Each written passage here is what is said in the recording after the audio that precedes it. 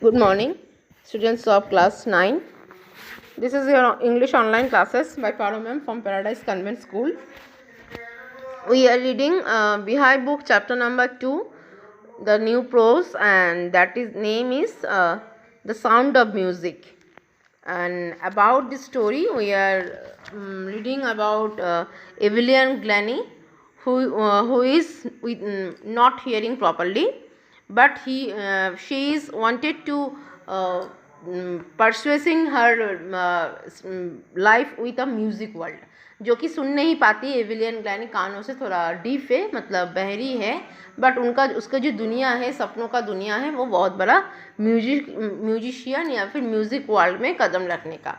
तो ये इसी के साथ उसका स्टोरी शुरू होती है. तो जहाँ पे वो पैदाइशी डीफ नहीं थी, धीरे धीरे आफ्टर 8 years ओल्ड उसके मम्मी को पता चल रहा था कि उसको कानों में दिक्कत हो रहा था. तो वो उसको डॉक्टर स्पेशलिस्ट को भी दिखाया गया था. डॉक्टर ने उसको बोला था कि मशीन लगवाना है और साथ ही साथ ऐसे बच्चों के लिए जो अलग से स्कूलिंग होती है वहाँ पर एडमिशन कराने के लिए बोला था. यह तक कल हम लोगों ने पढ़े थे.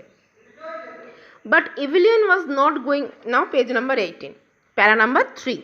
But Evelyn was not going to give up. लेकिन एविलियन जो है वो उम्मीद हौसला नहीं छोड़ी थी. She was determined to lead a normal life and pursue her interest in music.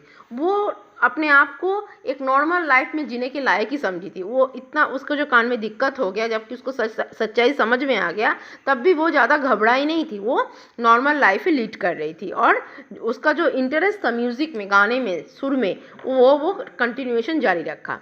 One day she noticed a girl playing a xylophone and decided that she wanted to play it too.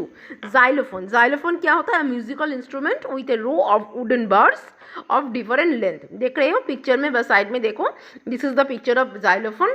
मतलब सितार जैसा नहीं है, थोड़ा चौड़ा होता है, लकड़ी के ऊपर बनता है, तार रहता है. ठीक है. तो कोई बच्ची ऐसे बजा रही थी, वो भी उसको देख के उसका भी मन हुआ उसको बजाने का. Most of the teachers discouraged her, but percussionist Ron Forbes spotted her potential.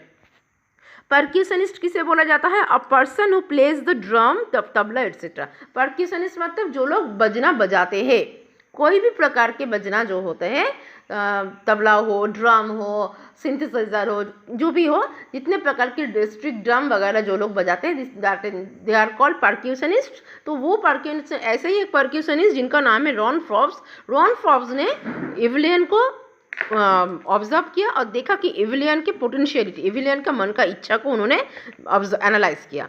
He begin by tuning 2 large drum और 2 different नोट्स. तब उन्होंने एविलियन के लिए 2 बड़ा बड़ा ड्रम लेके आया. Don't listen through your eyes, he would say. उन्होंने उनको बोला कि आँख से तुम नहीं देखोगे. Don't listen through your ears, he would say. उन्होंने एविलियन को बोला तुम अपने कान का यूज़ इसमें नहीं करोगे. कान है नहीं है, ये यूज़ तुम नहीं करोगे. Try to sense it some other way. तुम इस ड्रम को कुछ अलग तरीके से समझने की कोशिश करो. सेज एविलियन को ये बोला. Suddenly I realized I could feel the higher drum from the west up and the lower one from the western. तभी एविलियन को ये बात समझ में आया कि मैंने देखा कि बड़ा ड्रम को बजाने में मेरे एक कमर ऊंचा हो रहा है, कमर हिल रहा है, और छोटे ड्रम को बजाने में मेरा कमर नीचे की तरफ जा रहा है. मतलब कमर का मूवमेंट हो रहा है, बॉडी मूवमेंट. देखो, इसी को बोलते हैं जिंदगी का struggle. First repeated the exercise. फ्रॉब्स ने क्या किया? यही एक्सरसाइज उसको कराता रहा. क्या? कमर का एक्सरसाइज. कमर ऊंचा होगा तो अपर ड्रम बजेगा, ड्रम बीट होगा. कमर नीचे की तरफ आएगा तो लोअर ड्रम बीट होगा. And soon एविलियन discover that she could sense certain notes in different parts of body. और बहुत जल्दी एविलियन को इस बात की समझ में आ गया कि शरीर के, कान छोड़ के शरीर के बहुत सारे पार्ट्स ऐसे हैं जिसको, बॉडी के वैसे पार्ट्स को हम मूवमेंट कराते हुए भी म्यूजिक में काम में लगा सकते हैं. I had learned to open my mind and body to sound and vibration. मैंने अपने मन को तैयार कर लिया, साथ ही साथ मेरे बॉडी को मैंने परस्यूट कर लिया कि मेरे बॉडी मूवमेंट के दौरान, बॉडी वाइब्रेशन के दौरान मैं गाना सीखूंगी, मतलब म्यूजिक को मुझे बजाना है. The rest was she determination and hard work. इसी के पीछे उसने अपना लगन और मेहनत लगा दिया, ज़बरदस्त शुरू की. Passage number 4. She never look back from that point onwards. उस दिन से वो कभी पीछे मुड़ के नहीं देखा कि वो कान में बह रही है, सुनती है, ये सब में उसने ध्यान नहीं दिया। जो फॉर्ब्स ने जो भी रॉन फॉर्ब्स ने जो भी सिखाया था उनको, उसकी तरफ उन्होंने ध्यान दिया। She taught the United kingdom with a young orchestra and by the time she was 16, जैसे कि वो 16 साल की हो गई तब वो यूनाइटेड किंगडम, मतलब जैसे लंदन बोला जाता है यूके में क्या किया, गई और यंग ऑर्केस्ट्रा में वो ज्वाइन की। She had decided to make music her life, उसने अपनी ज़िंदगी में म्यूज़िक को चूज़ कर लिया कि अब जो भी होगा उसका म्यूज़िक ही उसकी ज़िंदगी होगी। She audition for the royal academy of music, बोली थी कल मैं, लंदन में जो है वहाँ पे उसने ऑडिशन दिया, and scored one of the highest mark in the history of the academy, और सबसे ज़्यादा हाईएस्ट मार्क उसने गेन किया ऑडिशन में। कैसे, एक डीफ लड़की कैसे किया, वही अपने बॉडी पार्ट्स को काम पे लगाते हुए और अपने मन को। She gradually moved from orchestral work to solo performance, पहले ग्रुप में काम कर रही थी, बट सबके साथ ऑर्केस्ट्रा में काम कर रही थी, उसके बाद वो सोलो परफॉर्मेंस मतलब अकेले अकेले भी ड्रम बीट करना, म्यूजिक करना शुरू कर दी। At the end of her 3 year of course, 3 साल का कोर्स करने के बाद, she had captures most of the top awards.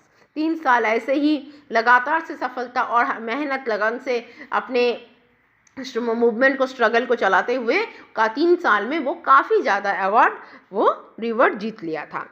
Passage number 5, and for all this Evelyn would not accept any hint of heroic achievement.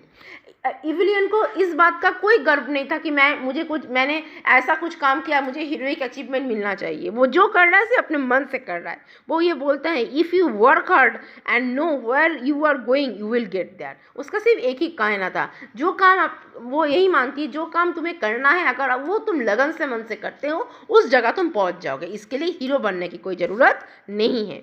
And she got right to the top, और सच में वो भी ऊंचाई पे गई। She was the world's most sought after multi-percussionist with a mastery of some 1000 instruments and hectic international schedule. उस दिन के बाद से धीरे धीरे उसके पास इतने बड़े बड़े विश्व के दरबार से इतने बड़े बड़े ऑफर, परक्यूशनिस्ट जो लोग म्यूजिशियन, बड़े बड़े म्यूजिशियन है, सब उसको बुलाते थे और उसको अपने ट्रूप में लेते थे और उसको और भी अच्छे से परस्यूट करते थे, रिप्रेजेंट करते थे, ताकि इविलियन जैसे लड़की दुनिया के और भी ऊंचाई पे पहुंच पाए। So that's it. 3, passage number 3, 4 and 5 we have read it here. Tomorrow we will get back with the last part. You people please read this passage at home. If you have any doubts, please inform me in my WhatsApp number. I will obviously answering you. Have a nice day and goodbye.